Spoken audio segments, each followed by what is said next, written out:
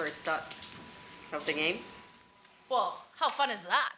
Right? Like, welcome to playoff hockey in the PWHL. Like, yeah, I was saying on the bench, man, we grew up watching this as youngsters, and now we get to do it.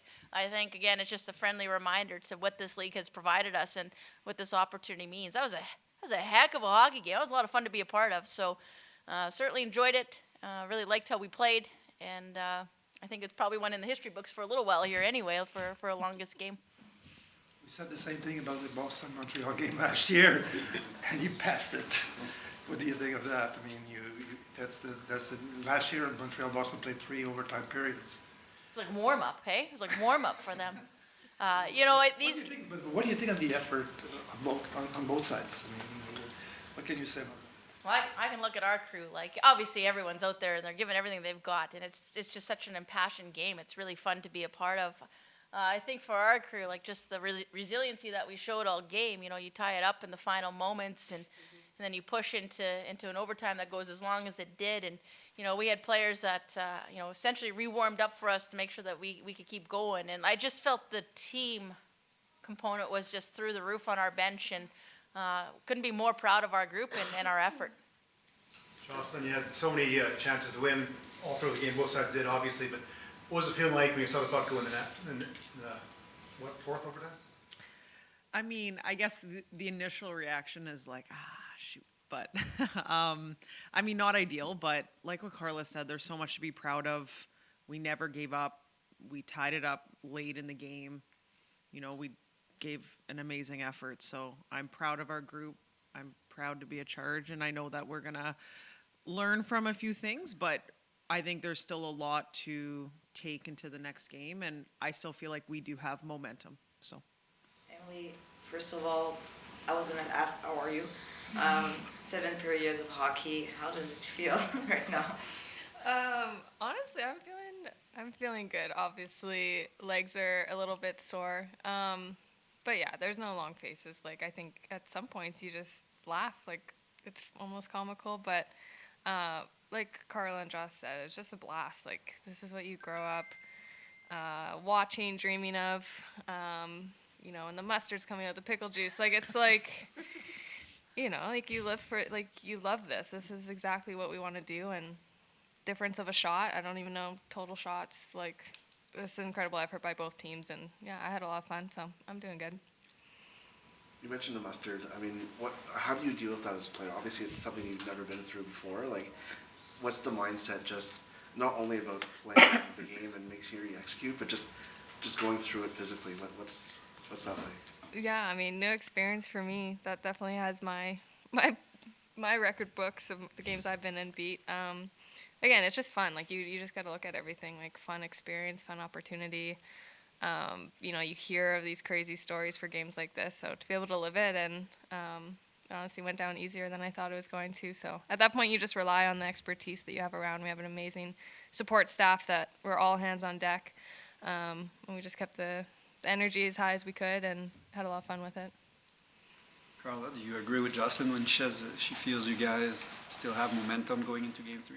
Yeah, like I think at the end of the day, when you look at a series like the format of the playoffs, like it is hard to carry momentum. They're kind of their own separate entities. Every game's its own entity. I think what we all talk about and we agree on is there are variables in our game that if we can continue to execute at a certain level, we'll like where we sit at the end of the day, knowing every moment's going to be hard fought. Like, you don't get into this level of play and not know that it's going to go back and forth. So, I think for us, it's just about just staying true to our process and the game that we've been playing, and thought we made some nice adjustments from Game 1 to Game 2, and thought we actually played a heck of a hockey game. So I think it's less about like the emotion of the momentum and more just the detail of our game that can lend itself nicely to the next game. It feels like forever ago, but it feels like the game turned when Lower Stacy made it 2-0. You guys kind of took momentum after that through the second period and the rest of regulation, even the start of overtime. Did something change after that goal? Like, what was the obviously there was the disallowed goal that you guys had as well, but what was the difference after that goal went into before and after that changed kind of the tide? I mean, for us, like, we have such a belief in each other. And we could tell that Gwen felt a little bit down, and I think we just really wanted to play for her and have that not be like what the result was. So, and she even thanked us after the game to like get us back to being tied. So we just play for each other, and it's so great to be a part of. And yeah, just love this team. Out of curiosity, did anybody have, I know you guys are the road team, but did anybody have Mother's Day plans that, are now canceled due to the duration? Apologize, yeah, we apologize for that. No, I think for us, we were all in on this game day, and whatever it took, we were going to be a part of. I haven't had it, yeah. Yeah. I mean, I think people got their money's worth, that's for sure. Yeah, I got to call my mom, though, so it's a good reminder. Thank you. Yeah, I love you, Mom. Carla, can you describe the sequence where you had a 5-on-3 for 24 seconds on the power play, and then they had a 5-on-3 for like 94 seconds? Yeah. What was going on in your mind at the time? Well, obviously we got the first look at it. That's obviously an opportunity you want to capitalize in a game, and it's certainly something we'll look at when we go back home here to Ottawa. But thought, that's just how the game's going to roll. I was asked on the bench in the intermission, does it make you nervous? I was like, no, it doesn't make us nervous. It's all variables within the game that both teams are prepared for. I think I prefer the latter part of the overtimes where we let them play a little bit more and kept it 5-on-5. I just felt the effort that was being given by both teams. It was nice that the refs certainly let them play and sort of sorted out that way. But you know what? We had our opportunity. We missed it. They had their opportunity. They didn't capitalize either. So you just kind of make it a wash and back at it. So kudos to both teams for executing on their penalty kills in those key moments. Well, how do you manage your bench when you're getting deeper and deeper into the game? Obviously, you have to wonder about legs and how fresh they're going to be. How do you get those third and fourth lines still involved in the game? Yeah, I just commend our players because we went a little bit shorter early, and then as it was extending out, we actually a handful of our players just re-warmed up and then found themselves back in the game, and that's not easy to do, and that's really tough when you're an athlete. I've been the athlete before, but I was appreciative. Our coaching staff was appreciative. Again, to Joss's point, it wasn't anything other than if this is what the team needs, let's do it again, and we needed that.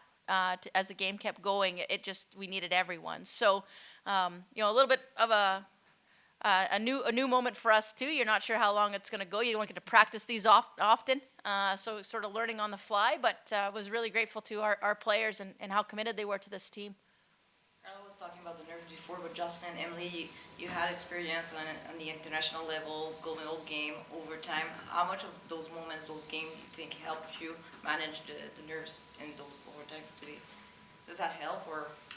Yeah, it definitely helps. I think anytime you get to be in big moments and big games, you just learn about yourself and how you can impact the team and help the team. So, you definitely rely on that, but I think it's just trying to also just be in the moment and just take care of your body. We had our staff was getting us drinks, getting us food, and just trying to refuel and just focus on the next overtime. So you just kind of try to stay in the moment, but not be too high, not be too low, and yeah. Jocelyne and Emily, I must say that I thought you come in here devastated after a loss like that. Clearly not the case. Is that the attitude of the entire team? Does that come from your coach? No, honestly, I think, of course, you want to, you go through all that, you want to end up with the win on that, but no, I think the energy right away in the locker room was super positive. Like, there's so much to be proud of, so much to take from this game. You get to choose how you respond, and it's a long series, so you kind of park this one. But yeah, no, I think probably the vibe of everyone is pretty positive, and looking forward to Game 3. One more before we let them go rest, okay? What is the word for next game? Well, I might wear flat shoes next game. 7 periods in my high heels were a little overrated. So I'm not sure if that's what you're asking, but that's what I'd like to share at this point. Yeah. No, at the end of the day, we're well prepared. And we know we have got an opponent that is a great team, a great opponent. No stone will be left unturned from either side. But we'll be really, really excited to get back to Ottawa and go play in front of our fans and see what that brings for us.